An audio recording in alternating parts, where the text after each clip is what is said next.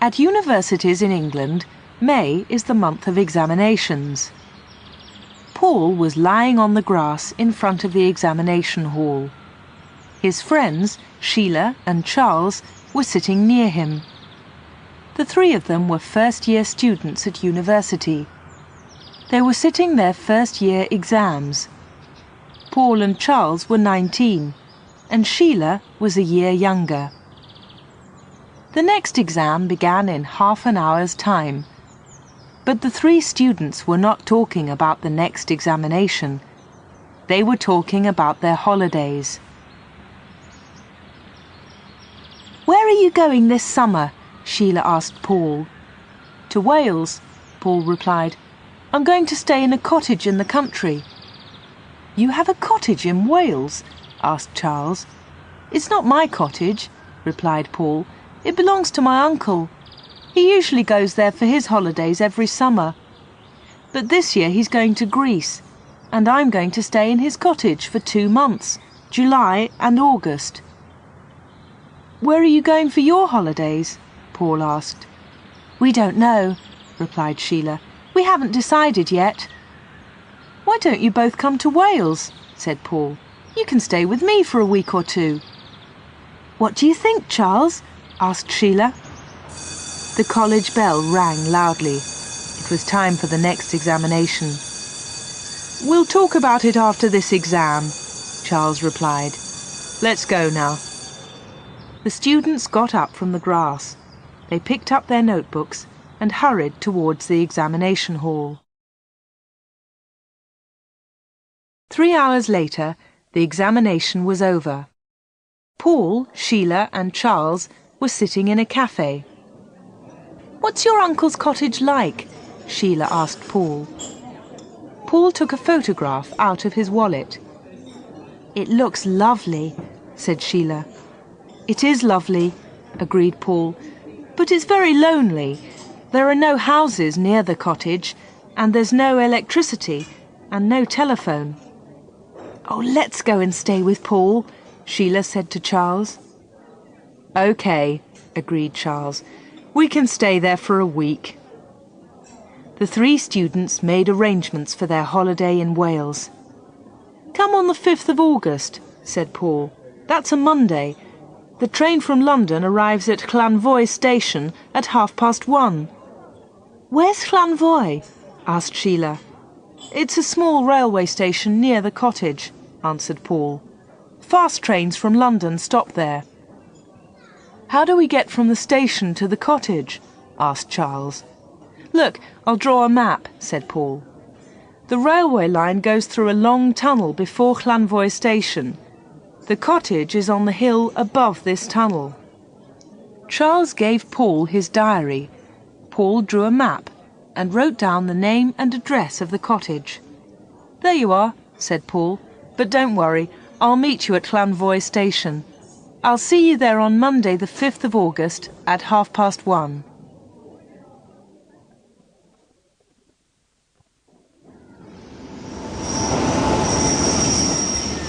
It is the 5th of August. Sheila and Charles arrive at Llanvoy station in Wales. Here we are, Llanvoy. Where's Paul? He's late. Let's walk to the cottage. Oh, he'll be here soon. Just then, a soldier walked past. "Excuse me, is there a cafe near here?" Yes, outside the station." "Charles, what's in those bags?" "I don't know."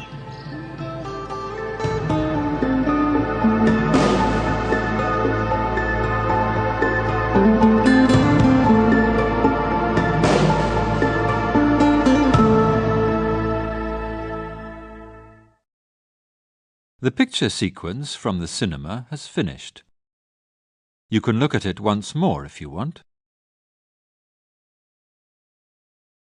Sheila and Charles went into the small cafe.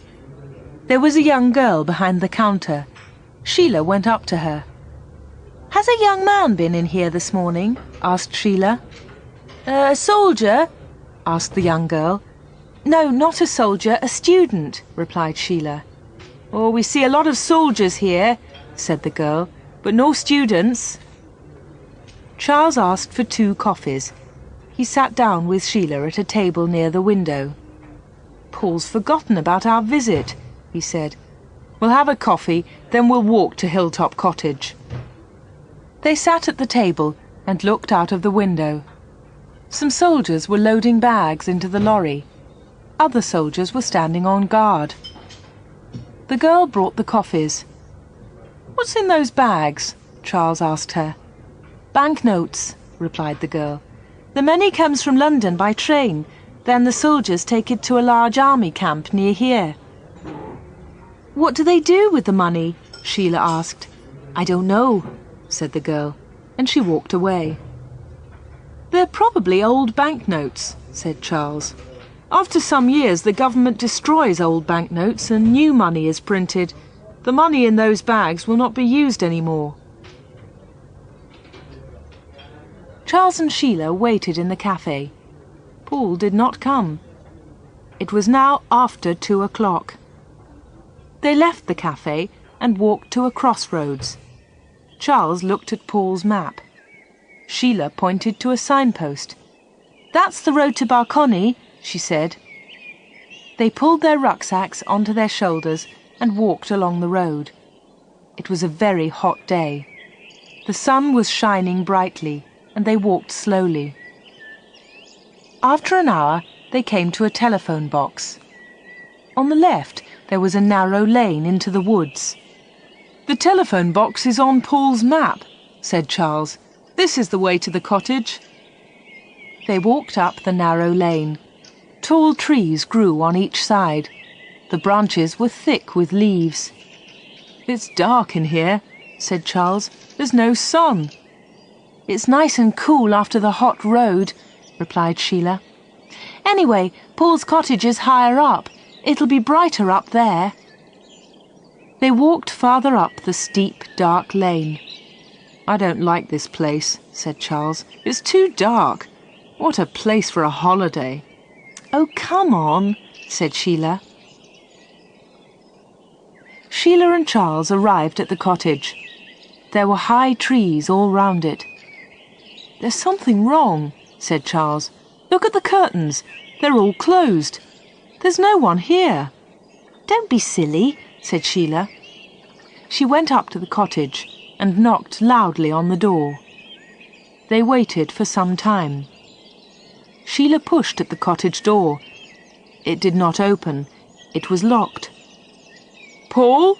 Shouted Charles. Paul, are you there? There was no reply. Sheila knocked again on the door. They stood and listened. There's someone inside, said Sheila. I heard a noise. Listen. They both stood in silence. Someone unlocked the door. It's Paul, said Charles. Why is he taking so long? The door slowly opened. A tall man with a beard stood in the doorway. He was about 40 years old. Sheila and Charles did not know him. He was a stranger. Who are you? asked the stranger. What do you want?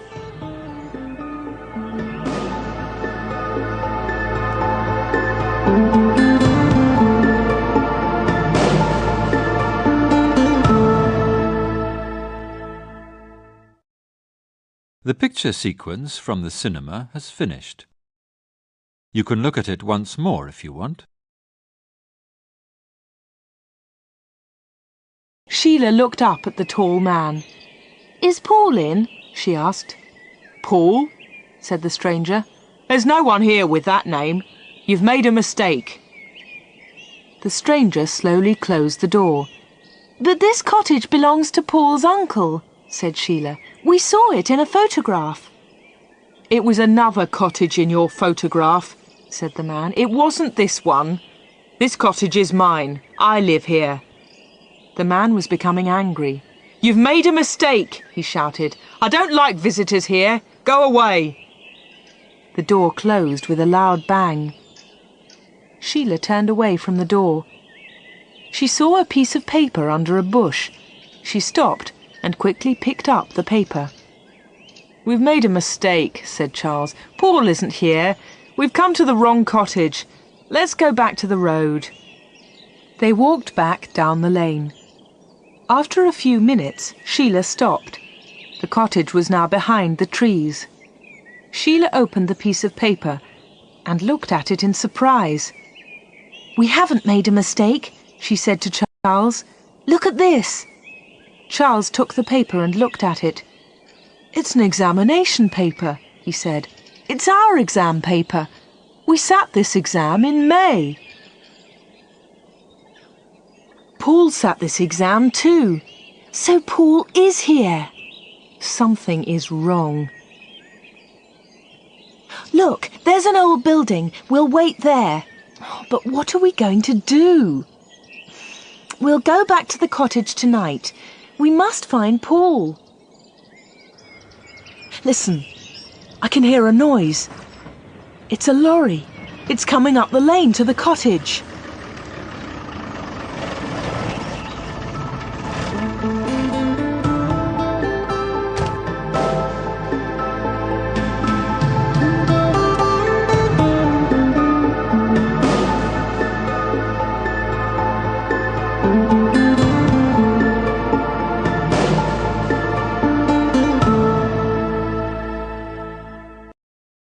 The picture sequence from the cinema has finished. You can look at it once more if you want. Sheila and Charles waited in the old building. Slowly it became dark. They walked quietly back to the cottage and hid behind a bush. A lorry was parked near the cottage door. They waited quietly in the darkness. Suddenly a man hurried up the lane. He knocked at a window of the cottage. The door opened quickly. "Everything is okay, Frank," said the man outside. "Bill has telephoned from London. He's put sleeping pills in the guard's coffee." "Good," said Frank. "We can start now. Get the bags out of the lorry and into the cottage." "What's happening?" Charles asked Sheila. "Bill's put sleeping pills in the guard's coffee. What does that mean? And what's in those bags?" "I don't know," said Sheila. "Listen, they're talking again." "What about that young man?" one of the men asked Frank. "We'll leave him in the upstairs bedroom," Frank replied. "He's tied up tightly. He'll be found tomorrow. By then, we'll be far from here." "Paul's in the cottage," Sheila whispered to Charles, "and he's a prisoner." 4 men carried all the bags into the cottage. They closed the door behind them and locked it. "Paul's in one of the upstairs bedrooms," said Sheila. "We must help him." "How are you going to get into the cottage?" asked Charles. "They've locked the door." "I'll climb up onto the top of the porch," said Sheila. "Then I'll get in through a window." Sheila and Charles waited for half an hour. Then they walked up quietly to the front door. There were no lights in the cottage. "Help me up, Charles," said Sheila. Sheila stood on top of the porch. She reached up and pulled at the window. It opened slowly and made a loud noise. Sheila waited for a few moments. Nothing happened. She opened the window wide. The curtains inside were closed. She opened them carefully and climbed into the bedroom. In the dark room, Paul was lying on a bed. He was tied up tightly, and there was a gag over his mouth. Sheila quickly took off the gag. "Shh," she said. "Don't make a noise. There are some men downstairs." "It's all right," said Paul. "They won't hear us. They're not in the cottage. They're out at the back." Sheila slowly untied the ropes round Paul. "What's happening?" she asked him. "Who are those men? What are they doing?" "They're going to rob a train tonight." "Rob a train?" asked Sheila in surprise. "They found an old shaft behind the cottage," said Paul. "The shaft goes down into the railway tunnel. They're going to change the signal in the tunnel. The signal light will be red, and the train will stop. Now I understand, said Sheila. Someone has put sleeping pills in the guard's coffee. That's part of their plan, said Paul. The train will stop in the tunnel and the guard will be asleep. The men will steal the bags of money from the train and escape up the shaft. But these men have taken bags into the cottage, said Sheila. What are they for? The bags are full of paper, said Paul. They look like the bags of money. The soldiers won't find the paper until tomorrow morning. Then these men will be far away from here. We can run down to the telephone box, said Sheila. We can telephone the police from there. There isn't enough time, said Paul. We have to stop these men. We can put heavy stones over the shaft. Then the men can't get out. And Charles can run down and telephone the police, said Sheila. Now all the knots were untied and Paul was free. They climbed out of the window. Charles was waiting for them in the darkness.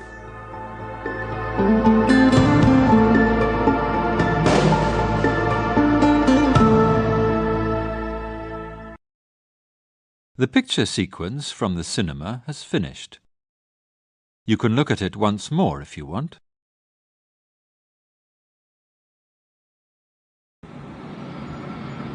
The train from London was in the long tunnel. The signal is red, said the driver to his mate. That's unusual. The train slowed down. It stopped on a long bend in the tunnel. The driver's mate looked back. The end of the train was out of sight. What about the money in the guard's van? The mate asked the driver. Don't worry, replied the driver. Pete's a good guard. The driver watched the signal. It was red.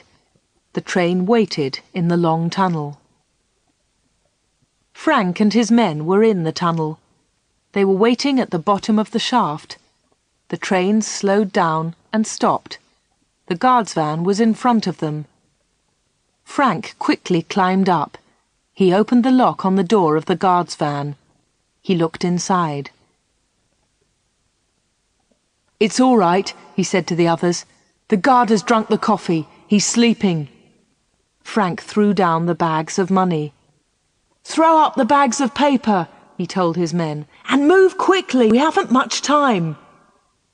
A few minutes later, Frank and his men were at the bottom of the shaft. They were carrying the bags of money. Get up to the cottage, Frank said. I'll follow you in a moment. The signal changed from red to green. The train moved towards Llanvoy station. Good, thought Frank. The plan has worked. At the top of the shaft, Sheila and Paul were working fast in the darkness. There was a heavy iron cover at the entrance to the shaft. They pulled the cover over the entrance and put some heavy stones on top of it. The first of Frank's men reached the top of the shaft. His head hit the iron cover. He reached up with one hand and pushed. The cover did not move. There's something wrong, he shouted. I can't get out. Below him in the shaft, the other men waited. They were trapped.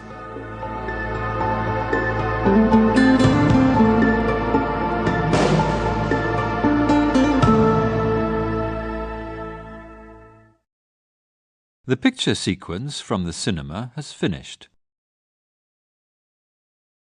The police moved quickly. A police car came to the telephone box. Charles jumped in and they drove fast towards the cottage. The police arrested 2 men at the top of the shaft.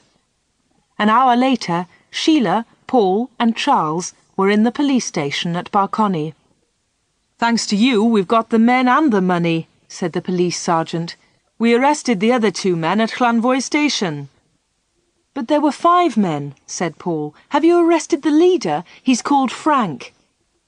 Sheila, Charles and Paul spent the night in the home of the police sergeant.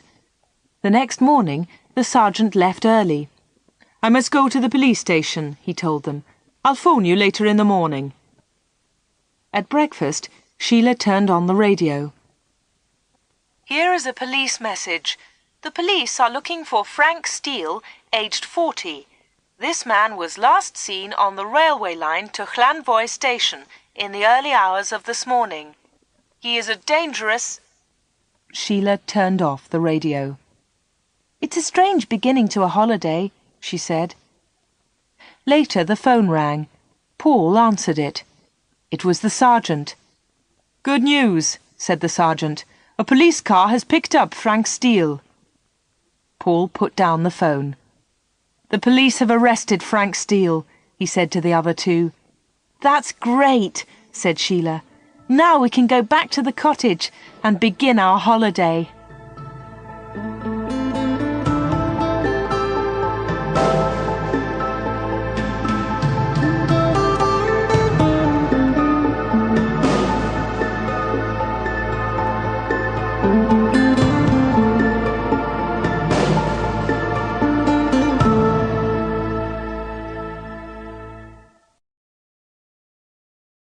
The picture sequence from the cinema has finished. You can look at it once more if you want.